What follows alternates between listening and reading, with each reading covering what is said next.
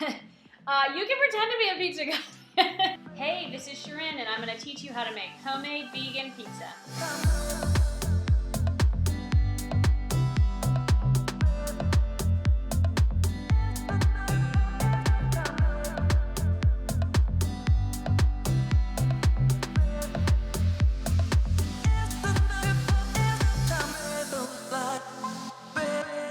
We are making vegan pizza.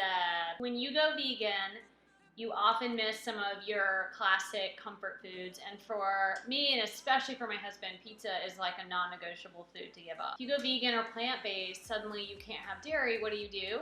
You make vegan pizza. I'm gonna dust the counter a little bit. This is a washed, clean counter.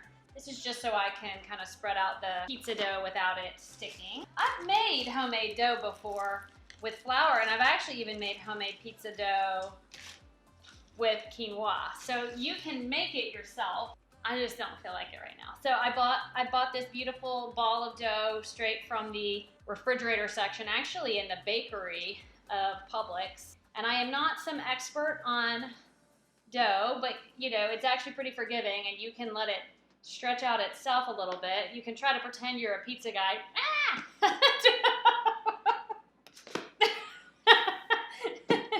That's so beautiful.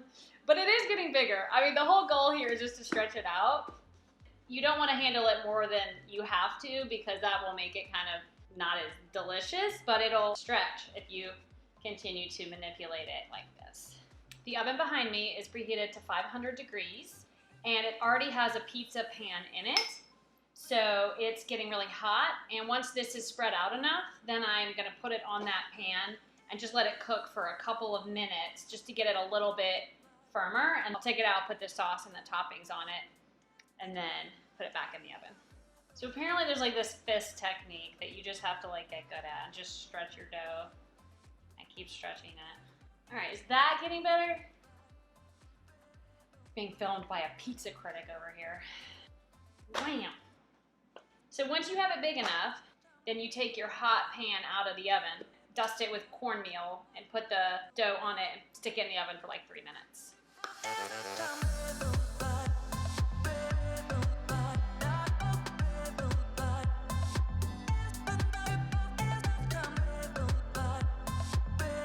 I just dusted this with cornmeal.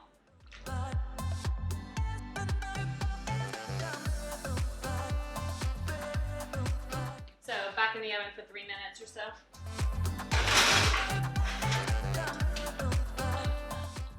So as far as what you want to put on your pizza, obviously the sky is the limit. I just bought some pizza sauce.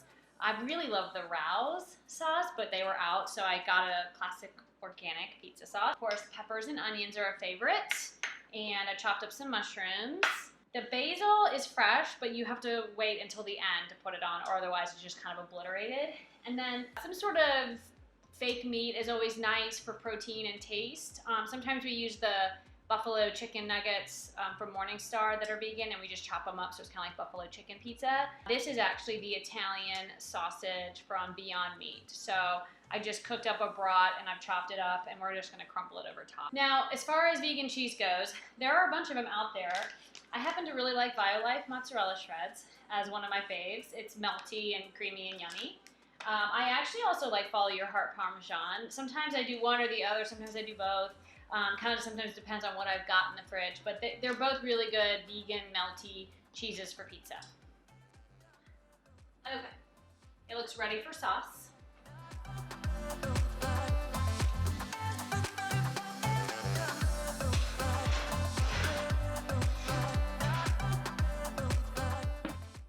So I have a bad reputation for going way overboard with sauce and with toppings. So I'm gonna try really hard for my whiny family to be less generous. It does get overwhelming, and especially when you put a lot of raw veggies, then you end up with more like liquid on there than you want. Cheese and then toppings, unless you're a toppings under the cheese kind of person, in which case, I don't know what's wrong with you, but do whatever you want to do with your toppings, you know?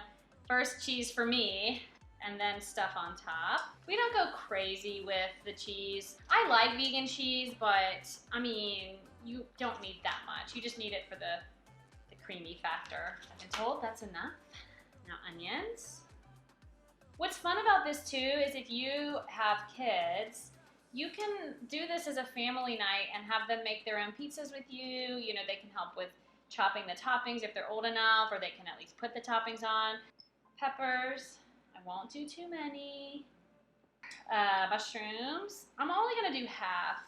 And then here's the Italian sausage. I'll probably just crumble a little bit everywhere. This is the spicy Italian sausage from Beyond Meat. You can do other things. I've done tofu on pizza, buffalo fake chicken. You can do all kinds of meaty stuff on pizza that's vegan. So you don't need real meat to make it, you know, tangy and delicious. Okay, it's going back in the oven for a few minutes until it's melty and ready, and then we're gonna take it out and add some olive oil and basil to it.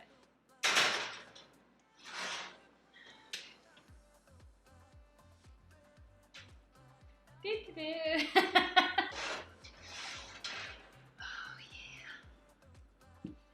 Ta-da! All right, so that was about, what, 10 minutes? I mean, I don't time it. I just stick it in the oven and watch it, and when it looks brown and golden and delicious, that's when I take it out. So first things first, we are gonna dust the crust here with some olive oil.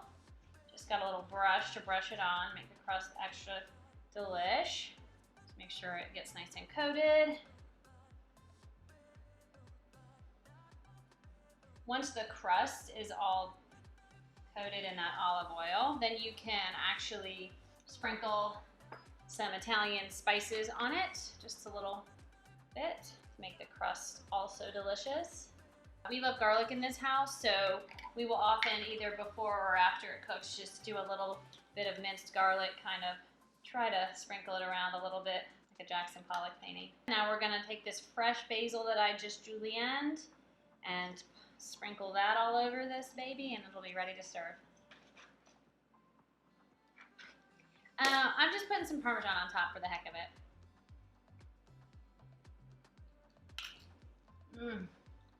It's crunchy, creamy, heaven. Oh my God. My God, that sausage is so good on there. The Beyond Meat hot Italian sausage is worth it. Bon appetit. Thank you for watching. We post a new plant-based video every other Monday, so like and subscribe on YouTube. You can also follow me on Instagram at Persian Plant Girl, or go to my website, PersianPlantGirl.com, for more recipes. Oh my God.